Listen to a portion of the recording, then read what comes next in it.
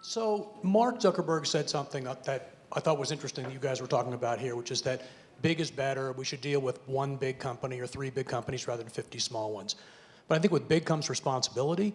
And one of the things that he seemed to talk about was the idea that information should be as broadly shared as possible, rather than the other way around, which is to say, in order for you to speak, it's sort of like me getting on an airplane. I have to prove who I am and what I'm doing.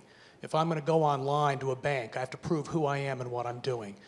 Is there another way to think about this, where these bad actors, in order to post something, you have to say who you are, prove, I'm not a robot, that stuff that we do, but prove who you are and what you're doing, label it and say, this is news, this is analysis, this is satire, this gets into the whole, sort of the fake video sort of thing.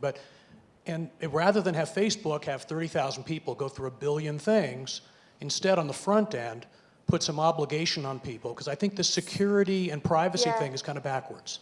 So you bring up a couple of points there. On that latter one that you mentioned, this has been a big struggle for us in the political ad space. Because I can ask you to tell me that information, but then we've got to validate it. And we've got to make sure that it's accurate. We ran into some of those issues with asking people to provide disclaimers for political ads for 2018.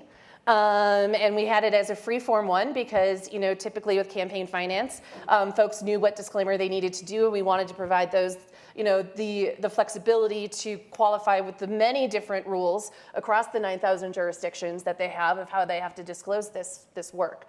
And so that is the struggle we've had, because it's not enough to just ask them in which to do that. We've got to make sure, are they actually giving us accurate information? Because a bad guy is going to lie. They're not gonna give us the truth.